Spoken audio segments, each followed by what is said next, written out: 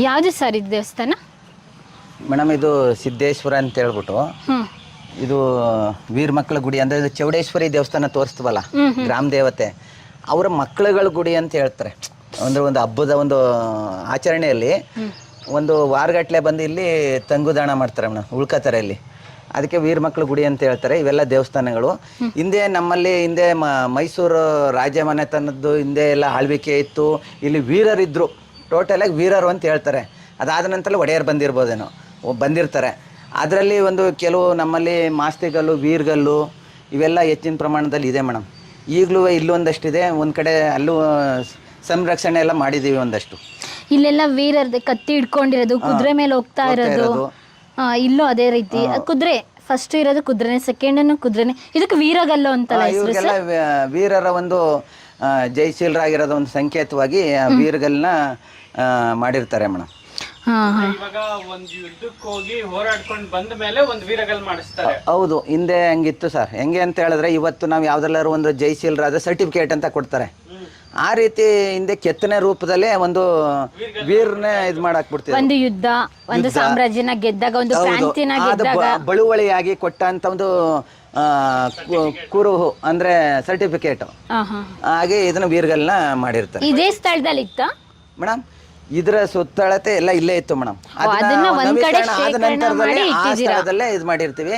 ಇನ್ನೂ ಗ್ರಾಮದಲ್ಲಿ ಹಲವಾರು ಇದೆ, ಒಂದ್ ಕಡೆ ಸಂರಕ್ಷಣೆ ಮಾಡಿದೀವಿ. ನೀವ್ ಹೇಳ್ತಾ ಇರೋದು ಮಹಾರಾಜರು ಬರಕ್ಕಿಂತ, ಈ ಪಾಳ್ಯಗಾರ ಆಳ್ವಿಕೆ ಬರಕ್ಕಿಂತ ಮುಂಚೆ ವೀರರು ಇದ್ರು, ಅವ್ರದ್ದು ಇರ್ಬಹುದು ಅಥವಾ ಮಹಾರಾಜರದ ಇರ್ಬಹುದು. ನಂತರದಲ್ಲಿ ಪಾಳ್ಯಗಾರರು ಅಂತ ಹೇಳಿದ್ರೆ ಹಿಂದೆ ಇಲ್ಲಿ ಪಾಳ್ಯಗಾರ ಇರ್ತಾರೆ ಮೇಡಮ್. ಇಲ್ಲಿ ಇದ್ದಾಗ ದ್ವಾರಕೆ ಅಂತ ಹೇಳ್ತಾರೆ. ದ್ವಾರಕೆ ಅಂದ್ರೆ ಉತ್ತರ ದೇಶ ಅಂತ ಒಬ್ಬೊಬ್ರು ಒಂದೊಂದ್ ಕಡೆ ಹೇಳ್ತಾರೆ. ಉತ್ತರ ದೇಶ ಅಂದ್ಬಿಡ್ತಾರೆ ನಮ್ಮ ಹಳ್ಳಿ ಭಾಷೆಯಲ್ಲಿ. ಆ ಉತ್ತರದಿಂದ ಬಂದಾಗ ಇಲ್ಲಿ ಒಬ್ಬ ಕಾರ್ಗಳ್ಳಿ ಮಾರನಾಯಕ ಅನ್ನೋನು ಪಾಳ್ಯಗಾರ ಆಗಿರ್ತಾರೆ. ಇಲ್ಲ, ಅವನು ಒಬ್ಬ ಪಾಳ್ಯಗಾರ, ಪಕ್ಕದ ಊರಿನ ಪಾಳ್ಯಗಾರ. ಅಂದ್ರೆ ಚಾಮುಂಡಿ ಬೆಟ್ಟದ ಕೆಳಗಡೆ ಒಂದು ಪಾಳ್ಯ ಪಟ್ಟಿತ್ತಂತೆ. ಅಲ್ಲಿಂದ ಅವ್ರು ಕಾರ್ಗಳ್ಳಿ ಅಂತ ಕರೀತಾರೆ. ಅಲ್ಲಿಂದ ಇಲ್ಲಿ ಒಬ್ಬ ಚಾಮರಾಜ ಒಡೆಯರು, ಅವರು ಒಬ್ರು ಬುದ್ಧಿ ಭ್ರಮಣತರಾಗಿ ಅವ್ರಿಗೊಬ್ಬರು ಮಗಳಿರ್ತಾಳೆ.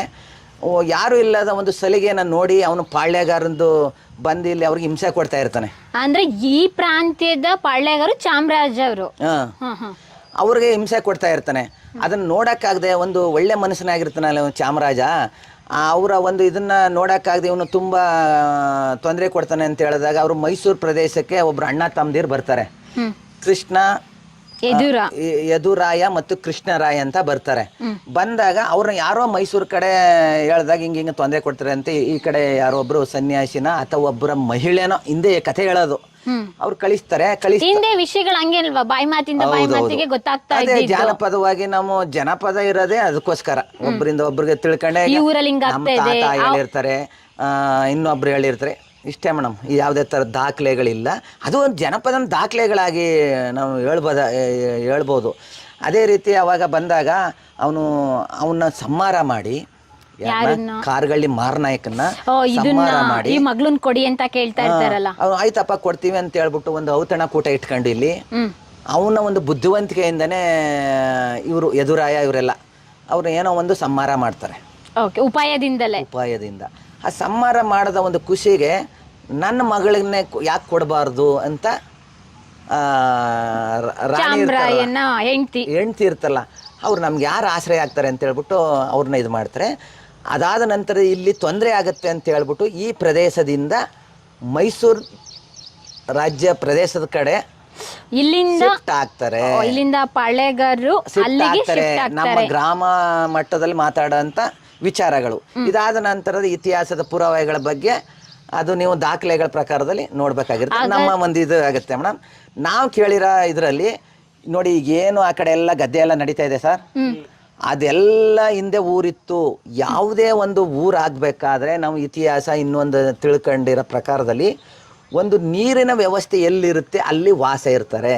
ಹೌದು, ನಮ್ಮಲ್ಲಿ 1 ಕಿಲೋಮೀಟರ್ ಆಚೆ ಇದೆ ಮೇಡಮ್, ಕಬಿನಿ ಹೊಳೆ ಹರಿತದೆ. ನಂಜನಗೂಡು ಕಡೆಯಿಂದ ಕಬಿನಿ ಬರುತ್ತೆ. ಆ ಪ್ರದೇಶದ ಹತ್ತಿರದಲ್ಲಿ ಊರಿತ್ತು ಅಂತ ಹೇಳ್ತಾರೆ. ಅದು ನಾವು ಒಂದು ರೀತಿ ನಂಬಬೇಕಾಗುತ್ತೆ. ಈ ರೀತಿ ಒಂದು ರಕ್ತದ ಓಕುಳಿ, ಈ ಗಲಾಟೆಗಳು, ಸಣ್ಣ ಪುಟ್ಟ ಸಂಹಾರಗಳು, ಯುದ್ಧಗಳು ಇವೆಲ್ಲ ಆದ ನಂತರದಲ್ಲಿ ಅಲ್ಲಿ ಜನ ರಕ್ತದ ಓಕುಳಿನ ಎದುರ್ಕೊಂಡು ಈ ಕಡೆಗೆ ಬರ್ತಾರೆ ಅಂತ ಹೇಳ್ತಾ ಅದಾದ ನಂತರದಲ್ಲಿ ಊರು ಈ ಕಡೆ ಬೆಳೀತು. ಈಗ ಅದೆಲ್ಲ ನೀರು ಬಂದ ನಂತರದಲ್ಲಿ ಗದ್ದ ಪ್ರದೇಶ ಆಗುತ್ತೆ ಅಂತ ಹೇಳ್ತಾ. ಇನ್ನು ಕೆಲವು ದೇವಸ್ಥಾನಗಳೆಲ್ಲ ಆ ರೌಂಡಲ್ಲಿ ಬರುತ್ತೆ, ಅಂದ್ರೆ ಅಲ್ಲಿ ಊರಿತ್ತು ಅನ್ನೋದು ಹೇಳ್ಬೋದೇನೋ. ಹೌದೌದೌದು, ಅಂದ್ರೆ ಅವಾಗ ನೀರಿದ್ದ ಸ್ಥಳದಲ್ಲೇ ಊರಿತ್ತಲ್ಲ. ಹೌದು ಮೇಡಮ್. ಅಲ್ಲಿಂದ ಇಲ್ಲೆಲ್ಲ ಗಲಾಟೆ ಎಲ್ಲ ಆದ್ಮೇಲೆ ಯದುರಾಯ ಮತ್ತೆ ಕೃಷ್ಣರಾಯರವರು ಮೈಸೂರು ಕಡೆ ಶಿಫ್ಟ್ ಆಗ್ತಾರೆ. ಅಂದ್ರೆ ಹತ್ರ ಇತ್ತಲ್ಲ ಇಲ್ಲಿಂದ 20 ಕಿಲೋಮೀಟರ್, ಹಂಗಾಗಿ ಅಲ್ಲಿಗೆ ಹೋಗಿ ಅಲ್ಲಿ ಕಟ್ತಾರೆ ಅಂತ. ಆ ರೀತಿ ಇದು ಮಾಡ್ತೀವಿ ಮೇಡಮ್. ನೀವು ಕೇಳಿರೋ ಕತೆ ಮತ್ತೆ ಇಲ್ಲಿನ ಹಿರಿಯವರು ಹೇಳೋದು. ಇನ್ನೊಂದು ಏನು ಅಂತ ಹೇಳಿದ್ರೆ, ಒಂದು ಜಮೀನಲ್ಲಿ ಎಲ್ಲೋ ಒಂದು ಕಡೆ ಉಳುಮೆ ಮಾಡ್ತಾ ಇರ್ಬೇಕಾದ್ರೆ ಯಾರೋ ಒಬ್ಬ ರೈತನಿಗೆ ಇಲ್ಲಿ ಒಂದು ಚಂದ್ರಮೌಳೇಶ್ವರ ಅಂತ 2 ವಿಗ್ರಹಗಳು ಸಿಗ್ತವೆ ಮೇಡಮ್. ಇಷ್ಟು ಎತ್ತರ ಒಂದು 3 ಅಡಿ ಇರುತ್ತಲ್ವ ಅದು ಚಂದ್ರಮೌಳೇಶ್ವರ ದೇವ್ರುಗಳು ಸಿಕ್ಕಿದೆಯಲ್ಲ, ಒಂದು 3 ಅಡಿ ಸಿಕ್ಕಿದೆ ಮೇಡಮ್. ಅದನ್ನ ಈಗಲೂ ಸಹ ನಮ್ಮ ಊರಿನ ಒಂದು ಪ್ರಮುಖ ಸ್ಥಳದಲ್ಲಿ ಅದನ್ನ ಪೂಜೆನ ಮಾಡ್ಕೊಂಡು ಬರ್ತಾ ಇದ್ದಾರೆ. ಏನದು ಚಂದ್ರಮೌಳೇಶ್ವರ? ಅದು ಒಂದು ಪಂಚಲೋಹದ್ದು ಮೇಡಮ್. ಅವೆಲ್ಲ ಹಿಂದೆ ಇದ್ರಂದ್ರೆ ಮಹಾರಾಜರ ಕಾಲದಲ್ಲಿ ಉಪಯೋಗಿಸೋ ಅಂತವೇ ಇರ್ಬೋದೇನೋ ಅಂತ ಒಂದು ವಾಡಿಕೆ ನಮ್ಗಳದು. ಹಿಂಗೆಲ್ಲ ಇದೆ ಮೇಡಮ್. ಅದೇ ರೀತಿ ಪ್ರತಿ ವರ್ಷ ನಮ್ದು ಇದೆಲ್ಲ ಆಗುತ್ತಲ್ಲ, ಕೊಂಡೋತ್ಸವ ಎಲ್ಲ ಆಗುತ್ತೆ ಇಲ್ಲಿ. ತುಂಬಾ ಒಂದು 10,000-20,000 ಜನಸಂಖ್ಯೆ ಸೇರುತ್ತೆ ಮೇಡಮ್ ಇಲ್ಲಿ. ಅವ್ರಗಳನ್ನ ಒಂದು ನೋಡೋದಕ್ಕೋಸ್ಕರ ಈ ರೀತಿ ಹೊಸದಾಗಿ ಈಗ ಎಸ್ ಸಿ ಮಹದೇವಪ್ಪ ಅವರು ಒಂದು ಅಭಿವೃದ್ಧಿ ಇದನ್ನ ಮಾಡಿಕೊಟ್ಟಿದ್ದಾರೆ. ಇದೆಲ್ಲ ಮುಖ್ಯಸ್ಥಗಳ ನಿಂತ್ಕೊಂಡು ನೋಡ್ತಾರೆ. ಇದೆಲ್ಲ ಭರ್ತಿ ಆಗಿರುತ್ತೆ ಮೇಡಮ್. 10-20,000 ಅಂದ್ರೆ ಕಡಿಮೆ ಜನ, ಅಷ್ಟೊಂದು ಜನಸಂಖ್ಯೆ ಇರ್ಬೇಕಾದ್ರೆ ಎಲ್ಲರೂ ನಿಂತ್ಕೊಂಡು ನೋಡ್ಲಿಕ್ಕೆ ಒಂದು ವ್ಯವಸ್ಥಿತವಾಗಿ ಕಟ್ಟಿದ್ದಾರೆ. ಹೌದು ಮೇಡಮ್.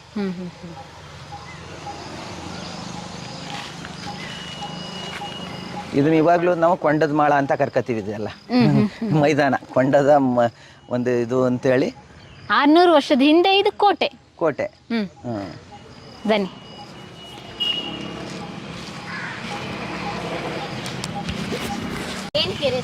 ಮೇಡಮ್ ಇದು ನಮ್ಮ ಊರಿಗೆ ದೊಡ್ಡ ಕೆರೆ ಆಗಿರುತ್ತೆ. ಇದು ಹತ್ತತ್ರ ಒಂದು 360 ಎಕರೆ ಇರುತ್ತೆ ಮೇಡಮ್ ಇದು ಕೆರೆ. ಇಲ್ಲಿಗೆ ಹಿಂದೆ ಅವಾಗ ಎಲ್ಲ ನೀರಾವರಿ ಎಲ್ಲ ಇದರಲ್ಲೇ ನಡೀತಾ ಇದ್ದು. ಹಿಂದೆ ಕಬಿನಿ ಆಗೋಕ್ಕೂ ಮುಂಚೆ ಮೇಡಮ್ ಇದರಲ್ಲೇ ಕೆಲವು ಗದ್ದೆಗಳೆಲ್ಲ ಇದರಲ್ಲೇ ಈ ನೀರನ್ನೇ ಬಳಸ್ಕೊಂಡು ಇದು ಮಾಡ್ತಾಯಿದ್ರು. ಈಗ ಪಕ್ಷಿಗಳ ಬರುವಿಕೆಯಿಂದ ಜಾಸ್ತಿ ಇದಾಗಿ ಇದೊಂದು ಪಕ್ಷಿಧಾಮವಾಗಿ ಪರಿವರ್ತನೆ ಆಗ್ತಾ ಇದೆ. ಬರ್ಡ್ ಸೆಂಚುರಿ ಮಾಡಿದಾರಾ? ಮಾಡಿದ್ದಾರೆ. ದೊಡ್ಡ ಕೆರೆ. ಹೌದು, ತುಂಬಾ ದೊಡ್ಡ ಕೆರೆ.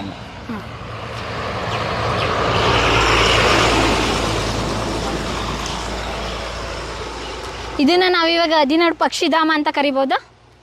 ಮುಂದಕ್ಕೆ ಕರಿಬಹುದು.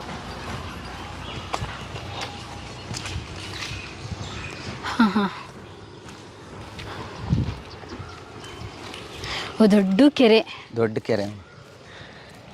ಅಲ್ಲಿ ಏನಾದ್ರು ಟೆಂಪಲ್ ಇತ್ತ? ಅಲ್ಲೊಂದು ಮೇಡಮ್ ಕಲ್ಲಿಂದು ಕಾಣಿಸ್ತಾ ಇದೆಯಲ್ಲ, ಅದೇನದು? ಅಲ್ಲ, ಇವತ್ತು ಕೆಲವು ಬಾವಿಗಳು ನೋಡಿರ್ಬೋದಲ್ಲ ನೀವು. ಆ ಬಾವಿಗಳನ್ನ ಇದು ಮಾಡೋ ಟೈಮಲ್ಲಿ ಒಂದು ತೋಪ್ ಅಂತ ಹೇಳ್ತಾರೆ. ತೋಪ್ ಅಂತಂದ್ರೆ ಇಲ್ಲಿ ಒಂಥರ ಡ್ಯಾಮ್, ಚಿಕ್ಕ ಡ್ಯಾಮ್ ಇದ್ದಂಗೆ ಇದು. ಇದನ್ನ ನೀರನ್ನ ನಾವು ಬೇರೆ ಚಾನಲ್ಗೆ ಇನ್ನೊಂದು ಕಡೆ ವರ್ಗಾವಣೆ ಮಾಡಬೇಕಾದ್ರೆ ಅಲ್ಲಿ ತೋಪ್ ಎತ್ತದು ಅಂತ ಹೇಳ್ತಾರೆ ಮೇಡಮ್. ಅದು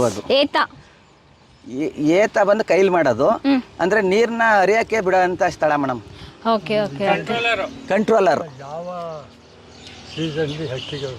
ಸರ್. ಇದು ಸೀಸನ್ ಬಂದು ಇಲ್ಲಿ ನವೆಂಬರಿಂದ ಜನವರಿವರೆಗೆ ತುಂಬಾ ಪಕ್ಷಿಗಳು ಬರ್ತವೆ ಸರ್. ಇದು ಒಂದು ವಿಶೇಷವಾಗಿ ಇದು ಮಾಂಗೋಲಿಯನ್ನಿಂದ ಇಲ್ಲಿ ಪಕ್ಷಿಗಳು ಬಂದು ಇಲ್ಲಿ ಮೊಟ್ಟೆ ಇಟ್ಟು ಮರಿಗಳು ಮಾಡ್ಕೊಂಡು ಹೋಗೋದು ಇದು. ಆ ಟೈಮಲ್ಲಿ ಪಕ್ಷಿನ ವೀಕ್ಷಣೆ ಮಾಡಿದ್ರೆ ಜನಸಂಖ್ಯೆನೂ ಜಾಸ್ತಿ ಇರುತ್ತೆ ಸರ್ ಇಲ್ಲಿ. ಈ ಕೆರೆಗೆ ಏನಾದರೂ ಹೆಸರು ಇದೆಯಾ ಮೇಡಮ್? ಇದು ಕೆರೆ 16 ಕೆರೆ ಅಂತಾನೆ ಮೇಡಮ್. ಇದು 16 ಕೆರೆ, 16 ಊರಿಗೆ 16 ಕೆರೆ ಅಂತಾನೆ ಇದು ಮಾಡ್ಕೊಂಡು ದೊಡ್ಡ ಕೆರೆ ಇದು. ಇನ್ನೊಂದು ಊರ ಒಳಗಡೆ ಒಂದು ಚಿಕ್ಕ ಕೆರೆ ಇದೆ, ಇದು ದೊಡ್ಡದಾಗಿರುತ್ತೆ ಮೇಡಮ್. ಅದು ನೋಡಿ, ಇದನ್ನ ಪಕ್ಷಿಧಾಮ ಮಾಡ್ಬೇಕಂತ ಹೊರಡ್ತಾ ಇದ್ದೀರಾ, ಆದರೆ ನಮ್ಮ ಜನಗಳ ಮನಸ್ಥಿತಿ ನೋಡಿ ಹೇಗಿದೆ ಅಂತ.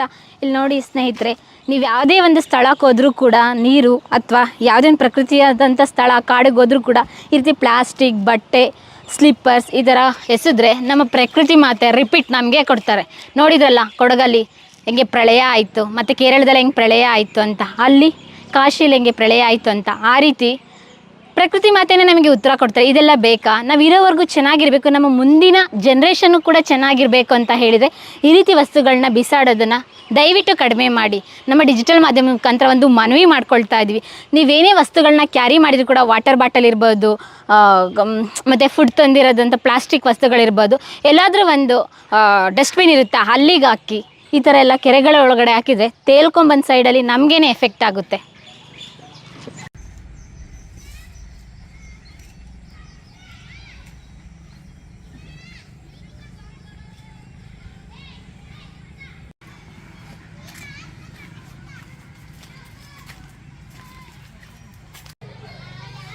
ನಾನು ಹೇಳಿದ್ನಲ್ಲ, ಸುಮಾರು 90 ವೀರ್ಗಲ್ಲು ಮಾಸ್ತಿಕಲ್ಗಳಿವೆ ಈ ಗ್ರಾಮದಲ್ಲಿ. ಈ ಗ್ರಾಮದಲ್ಲಿ. ಇಲ್ಲಿ ಕಾಳಿಗಾಗಿತ್ತು, ಪಾಳಿಗಾರಿಕೆ ಇತ್ತು ಅನ್ನೋಕ್ಕೆಲ್ಲ ಸಾಕ್ಷಿ ಆಯಿತು. ಹೌದು. ಫುಟ್ಪಾತು ಕಲ್ಲಂಚಲ್ಲಿ ಬಿದ್ದಿವೆ, ಬಟ್ಟೆ ಒಗೆಯೋಕ್ಕೆ ಯೂಸ್ ಮಾಡ್ತಾರೆ. ಇವಾಗ್ಲೂ ತೆಗ್ಸಿಟ್ಟಿದ್ದೀವಿ ಈಗ. ಹೀಗೆ ಶೌಚಕ್ಕೆ ಬಳಸ್ತಾರೆ, ಅಯ್ಯಯ್ಯೋ, ಅದೆಲ್ಲ ತೆಗ್ಸಿಟ್ಟಿದೆ ಒಂದು ಕಡೆ. ನಾನು ಮಾದೇವಪ್ಪಂಗೆ ಹೇಳಿದೆ, ದೇವಸ್ಥಾನ ಪಕ್ಕ ಒಂದು ಮ್ಯೂಸಿಯಂ ಮಾಡೋಣಪ್ಪ, ದೇವಸ್ಥಾನ ಪಕ್ಕ ಅವೆಲ್ಲ ಹಿಸ್ಟ್ರಿ ಬರೆದ್ಬಿಟ್ಟು ಕಲ್ಲಿನಲ್ಲಿ ಬರೆದು ಹಾಕೋಣ ಅಂತ. ಬೇಡ ಪ್ರೊಫೆಸರ್, ದೇವಸ್ಥಾನ ಪಕ್ಕ ಬೇಡ, ಪಾರ್ಕಲ್ಲಿ ಮಾಡೋಣ, ಜನ ಜಾಸ್ತಿ ಬರ್ತಾರೆ. ಈ ಥರ ಇರಲಿಲ್ಲ ಪಾರ್ಕು. ಡೆವಲಪ್ ಮಾಡ್ದ ಅವನು, ಜಿಲ್ಲಾ ಮಂತ್ರಿ ಆಗಿದ್ದಾಗ. ಅವ್ನು ಹುಟ್ಟು ದೂರಲ್ವಾ, ಡೆವಲಪ್ ಮಾಡ್ದ. ಈಗ ಈ ಪಾರ್ಕಲ್ಲಿ ಅಷ್ಟು 89 ವೀರ್ಗಲ್ಲು ಮಾಸ್ತಿಗಳನ್ನ ಸ್ಥಾಪನೆ ಮಾಡುವ ಉದ್ದೇಶ ನಮಗೆ ಇದೆ. ಶ್ರೀಕಂಠ ಸ್ವಲ್ಪ ಅಲ್ಲಿ ದೇವಸ್ಥಾನದ ಹತ್ರ ಇಟ್ಟಿದ್ದಾರೆ, ಅದೆಲ್ಲಾನು ಕೂಡ ತಂದು ಒಂದೇ ಕಡೆ ಸಂಗ್ರಹ ಮಾಡೋದಕ್ಕ. ಎಲ್ಲನೂ ಇದೆ. ಅವು ಮತ್ತು ರಸ್ತೆ ಅಂಚಲ್ಲಿ ಬಿದ್ದಿವೆ, ಸುಮಾರು 90 ಇವೆ. ದೇವಸ್ಥಾನ ಪಕ್ಕನೇ ಅಲ್ಲಿರುತ್ತೆ. ರಸ್ತೆ ಪಕ್ಕದಲ್ಲಿ ಬಟ್ಟೆ ಒಗೆಯೋಕ್ಕೆ ಮೋರಿ ಪಕ್ಕ ಕಲ್ಲು ಕಟ್ಟವ್ರೆ, ತೆಗ್ಸಿಟ್ಟಿದ್ದೀವಿ ಅವನ್ನ. ಇವೆಲ್ಲ ಇಲ್ಲಿ ಸ್ಥಾಪನೆ ಮಾಡ್ತೀವಿ ಪಾರ್ಕಲ್ಲಿ. ಬಂದವರು ನೋಡಲಿ. ಇನ್ನೊಂದು ಬೋರ್ಡ್ ಹಾಕ್ತೀವಿ, 16 ಇತಿಹಾಸ ಬರೆದು ಒಂದು ಬೋರ್ಡ್ ಹಾಕ್ತೀವಿ ಅಲ್ಲಿ. ಇದು ನನಗೇನು ಪರ್ಸ್ನಲ್ ಆಗೇನಿಲ್ಲ, ಮಾದೇವಪ್ಪನ ಪ್ರೇಮದಿಂದಾಗಿ ಅದನ್ನು ಆತನು ತನ್ನ ಊರಿನ ಚರಿತ್ರೆ ಉಳಿಸ್ಬೇಕು ಅಂತಿದ್ದಾನೆ. ಆತ ಸಹಾಯ ಮಾಡಿ ಅಂತ ನಮ್ಮ ಕೈಲಾಗೋದು ಅಷ್ಟೇ. ಬಂದರ್ಗೂ ನೆಕ್ಸ್ಟ್ ನಮ್ಮಂತ ಗೊತ್ತಾಗುತ್ತೆ. ಒಳ್ಳೆ ಉದ್ದೇಶನೇ. ಒಳ್ಳೆ ಜಾಗದಲ್ಲಿ ಇರಬೇಕು. ಬಟ್ಟೆ ಒಗೆಯೋಕ್ಕೆ ಯೂಸ್ ಮಾಡ್ತಾರೆ ಮಾಸ್ತಿಕಲ್ನ. ಅಂದ್ರೆ ಅದ್ರ ಮಹತ್ವ ಅವ್ರಿಗೆ ಗೊತ್ತಿಲ್ಲ, ಏನೋ ಕಲ್ಲಿರ್ಬೋದು ಅಂತ ಹೇಳಿ ಉಪಯೋಗಿಸ್ತಾ ಇದ್ದಾರೆ. ಅದಕ್ಕೂ ಒಳ್ಳೆ ಜಾಗದಲ್ಲೇ ಇಡಬೇಕು. ಹೌದು. ಪಾರ್ಕ್ ಆದರೆ ಎಲ್ಲ ಜನರು ಬರ್ತಾರೆ, ಅದರಿಂದ ಇಲ್ಲಿ ಹಾಕ್ತೀವಿ.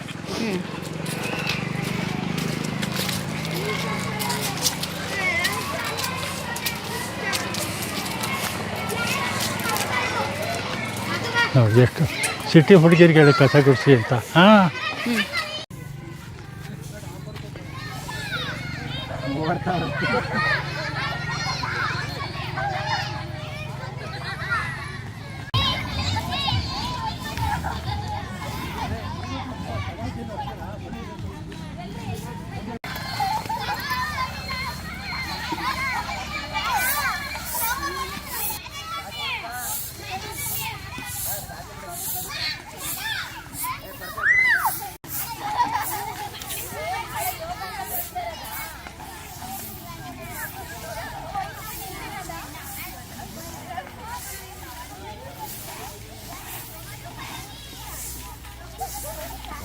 ಧೂಳಾಗುತ್ತೆ.